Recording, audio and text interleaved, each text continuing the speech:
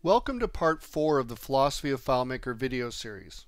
While the videos in this tutorial series can be used as a reference, they were really designed as a tutorial and meant to be watched in order, sequential order. With that said, let's recap what we learned in the previous tutorial, part 3. And we started off with ever popular script triggers. They can do anything, it seems like, based on an event such as tabbing into a field, or moving to a layout, or changing records, or closing or opening a file. Any of those events, not just clicking a button, can have a script trigger and run. And so they're great, but we also learned that script triggers, while they're wonderful, can sometimes conflict, and you want to make sure that you use the right feature for the right moment. So don't just go to script triggers, think about what other features there are, such as auto enter and things like that.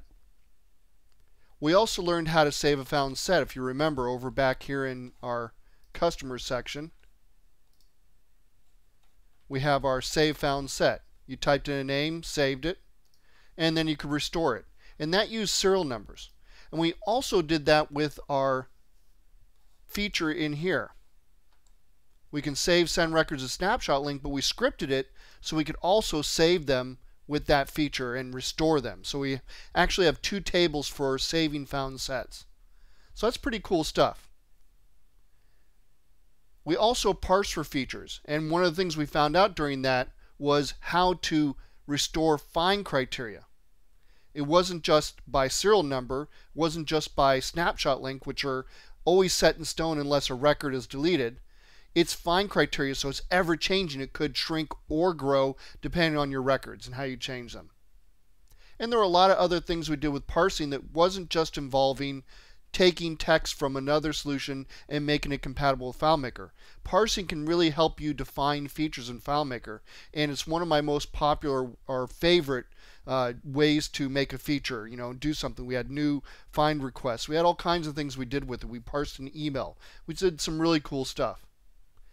And then we had security, and everybody really kind of gets bored by security, but it's one of the most important things to do. You need to know that in this tutorial, we still have the same password, which is admin and 1234. Don't forget that.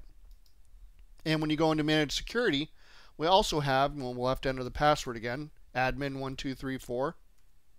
And I got it wrong there. Let me try again. Admin 1234. There we go. We also have John Mark Osborne as a basic data entry person with the password of 1234 as well. So we went in there and worked with all kinds of things, accounts, worked with privilege sets, extended privileges. We had file security, all kinds of stuff, and it's really important that you probably review that section, really make sure you have it down because you want to make sure your solution is secure.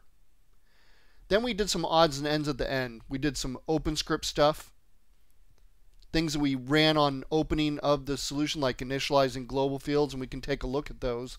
It was pretty cool stuff. We'll come over here and say open.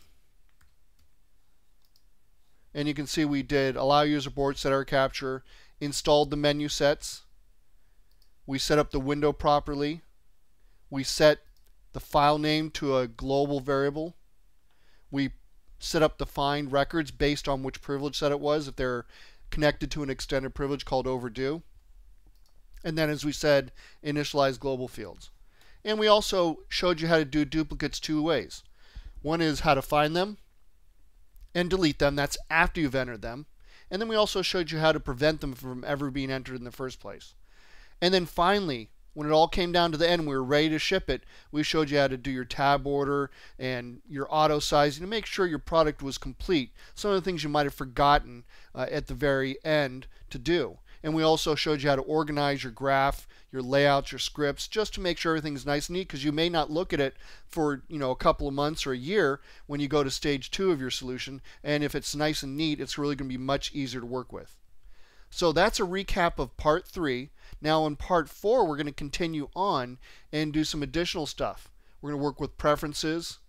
We're going to do a to-dos table, notes, payments, Google Maps, FileMaker Go, that's a big subject, FileMaker Server, and of course WebDirect. All those things to kind of complete this whole solution here.